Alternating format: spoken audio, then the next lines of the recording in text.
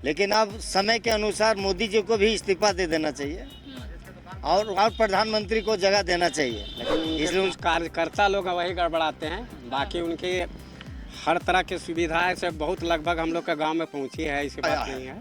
और हम लोग जो प्रधानमंत्री बनाए हैं ये आलू और प्याज का भाव कम करने के लिए नहीं, हम लोग बनाए हैं कि पूरे विश्व का प्रधानमंत्री बने।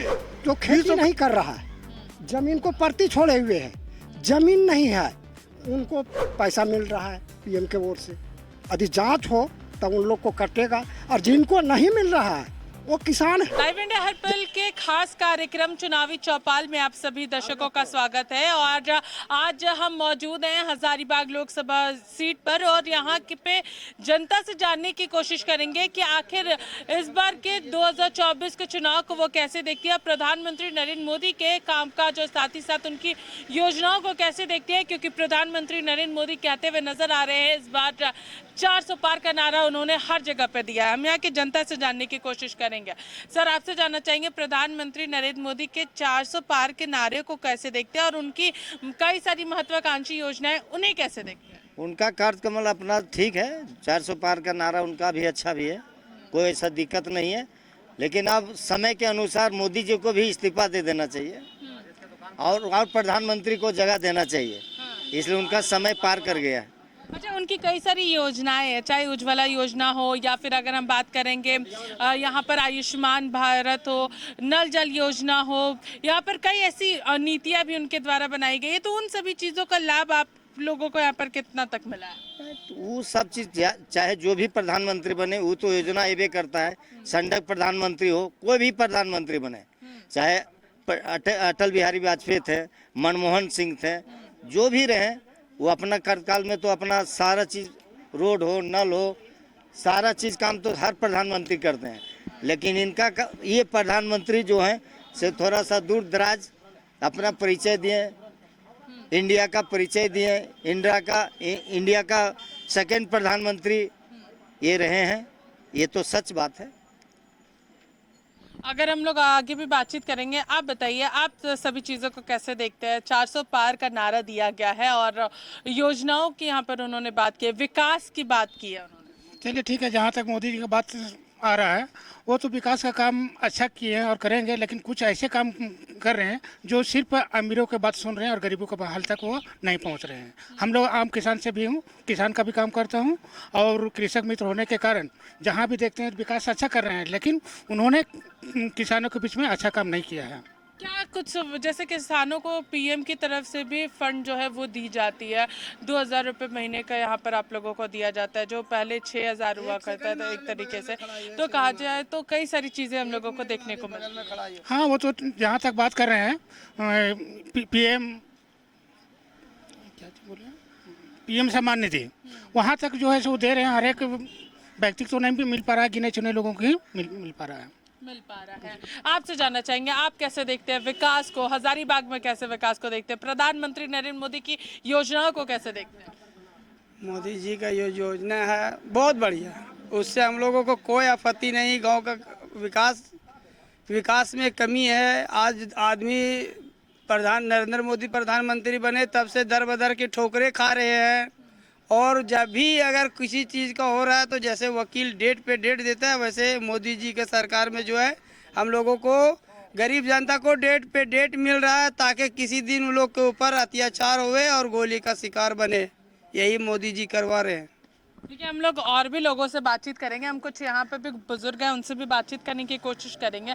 आप बताइए आप कैसे देखते हैं प्रधानमंत्री नरेंद्र मोदी के कामकाज को? देख रहे हैं और क्या देखेंगे, हमको जब जितना मेरा फैसिलिटी है हमको सब मिल रहा है तो फिर हम उसको बैकआउट काहे करेंगे?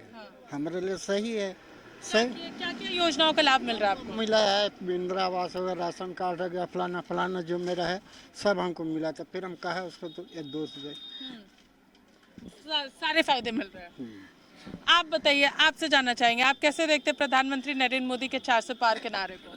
ठीक है मैम, जो है सो ठीक है, लेकिन कुछ एक ड्राइवर पर प्रत्येक अनर्थ कर दिए हैं कि 7 लाख रुपया 10 साल का जुर्माना, ये तो भी अनर्थ है। अब क्या बोलें, बाकी तो ठीक है। चलिए हम लोग और भी लोगों से यहाँ पर बातचीत करते हैं और उनसे जानने की कोशिश करेंगे। आप बताइए, आप प्रधानमंत्री नरेंद्र मोदी के 400 पार के नारे को कैसे देखते हैं, उनकी योजनाओं को कैसे देखते हैं? वो उसका योजना भी अच्छा है और उसका लाभ हम लोगों के मिलना चाहिए।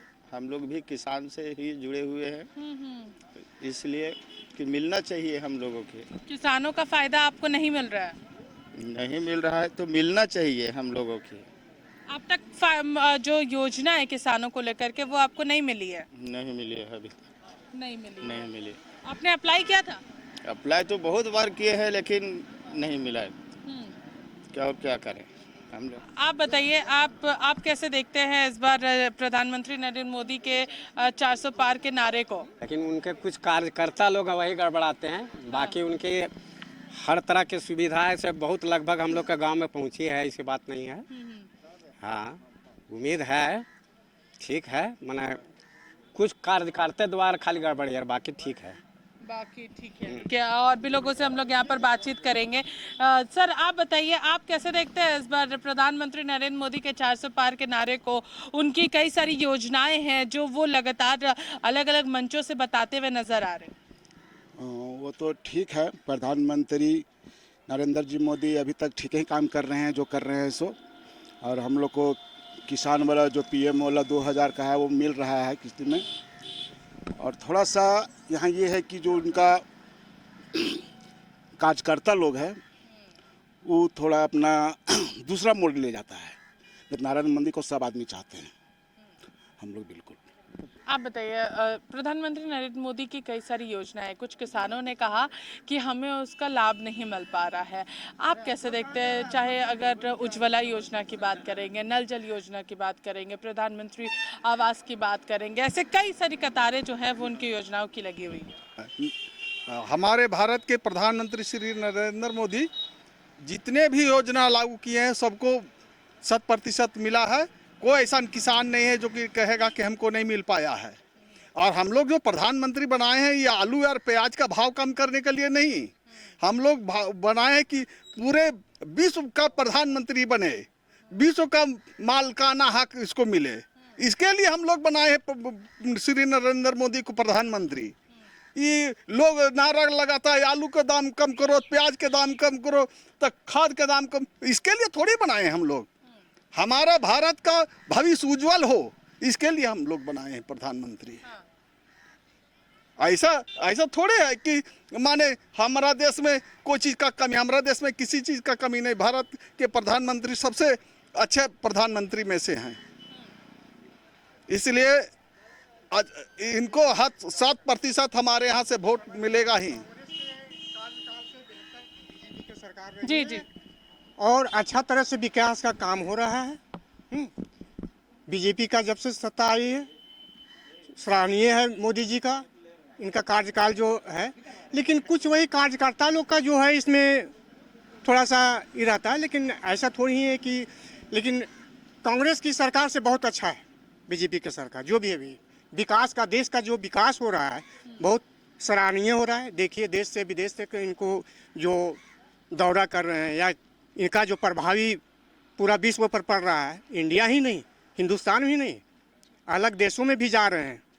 क्या इनका क्या चर्चा है और इंडिया किस ओर ले चले हैं। आप बताइए, आप कैसे देखते हैं प्रधानमंत्री नरेंद्र मोदी के कार्यकाल को, उनके कामकाज को कैसे देखते हैं? वो तो जितना भी काम कर रहे हैं ठीक कर रहे हैं, लेकिन उनका कार्यकर्ता लोग जो हैं जो खेती नहीं कर रहा है, जमीन को परती छोड़े हुए है, जमीन नहीं है, उनको पैसा मिल रहा है पीएम के ओर से। यदि जांच हो तब उन लोग को कटेगा। और जिनको नहीं मिल रहा है वो किसान है, जैसे हमारे जैसा। हम तो बहुत खेती करते हैं, हमारे पास ज़मीन भी है, लेकिन हमको मिल नहीं रहा है। और हमारे गांव में जिनको ज़मीन नहीं, खेती नहीं कर रहा है, उसको मिल रहा है।